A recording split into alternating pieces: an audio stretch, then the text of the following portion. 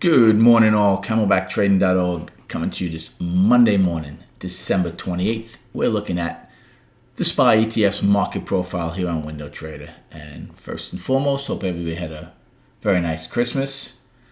And now we head into the final week of the year and the markets attempting to climb higher as they're all looking to possibly gap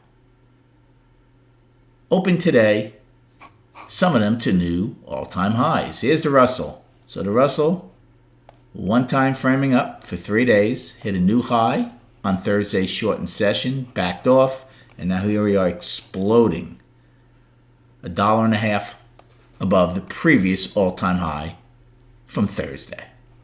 Triple Qs, 2 inside days in a row, coming out of a double inside day to the upside on a gap. Right now, touching their previous all-time high. Remember, I said the NASDAQ Composite hit their all-time high a couple of days ago. Triple Qs never got there. I said there is probably very good odds they are going to get their all-time high. Well, here they are this morning, attempting to do just that out of a double inside day to the upside. And for the SPY and the ES, we had an inside day also. Now, again, it was a shortened day on Thursday, but it was still an inside day. We're looking to gap higher. Not quite at an all-time high just yet in the SPY or the ES. Now, remember that wacky tick or price action that took place on the 21st? Right now, they're letting that stand, I should say, as the all-time high at 378.46. I will not recognize that. As of right now, my all-time high, I'm keeping it at 372.46 and the overnight all-time high at 372.50. So hopefully we're going to go and take that out at some point. I will not recognize that.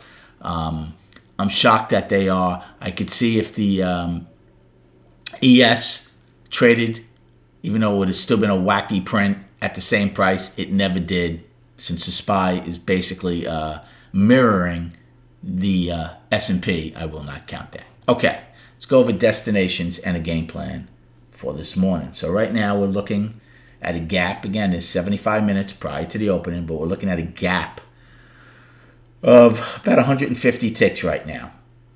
The upside 10 wide from Wednesday will now be a downside destination. Looks like we're taking out the weekly high. So this is a weekly gap, by the way. So it's even more powerful as the intermediate time frame is involved. Now, let's put things in perspective. The volume is 257,000. So very light volume once again as we continue to make new highs.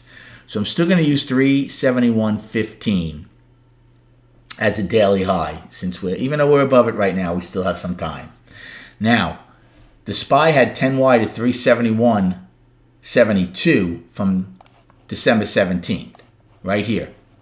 ES did not have it. We had it because we had the dividend the following day. We opened below it. We haven't been back there since. ES opened up that day on the 18th, traded through it. SPY is not. Those are the little differences. So that POC is still in force. And believe it or not, if we open above it, it would still be in force to the downside again. Then we have our all-time highs of 372.46, which is a weekly high, and 372.50, which is the overnight high, both from the 17th. For the downside. Now, right now, our pre-market high is 372.11.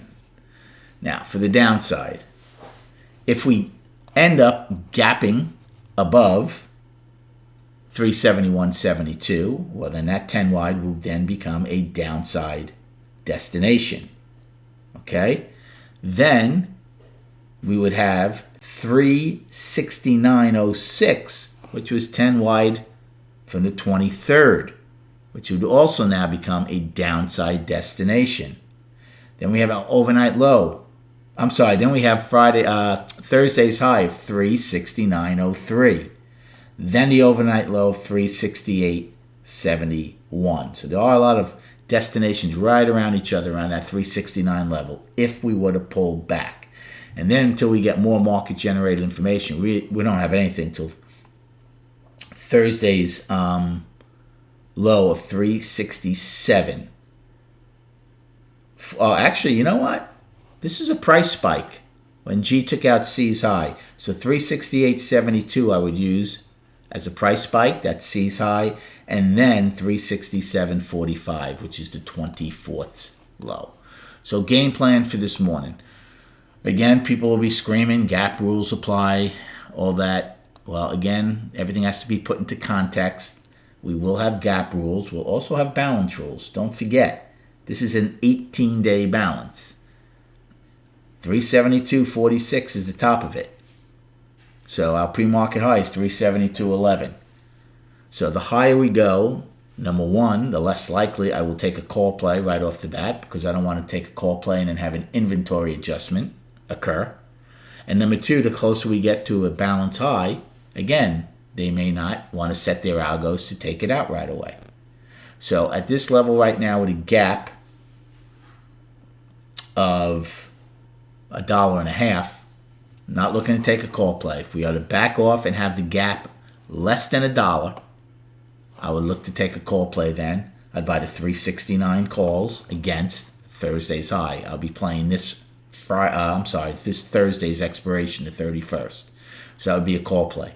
If it were to open and drive straight up and then stall at the previous all-time high, which is a weekly high, I'd look to take a 373 put just to see the first time if they don't want to take it out just yet. Not because the market's bad, but just to see if they want to front run both the all-time high and the overnight all-time high from the 17th. Okay, let's go to the charts.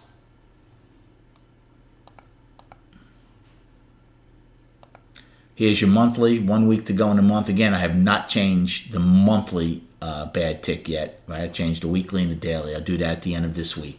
But right now, the monthly is one time framing up 2 months out of an inside month again. Very healthy.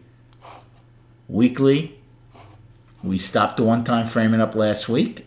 Right now, it's firmly a 4-week balance prior to today's starting. Looks like we want to take out last week's high right off the bat. Doesn't put it one time framing up again for me. It just keeps it in balance. We need to get above 372.46, which is our previous all-time high, to get some acceptance above there. So right now, it's a 4-week balance. And then the daily, 18 days worth of balance. 18 days. So again, inside day, coming out of it to the upside, you go with it and monitor it for continuation or lack of. But like everything else, there's context that has to be put into play here. And the context is the higher we gap, the closer we get to the top of an 18-day balance. So I'd be less likely to want to be a buyer unless they prove to me they can get above that balance with acceptance. Good luck trading today. Have a great day, and we'll recap at 4 p.m.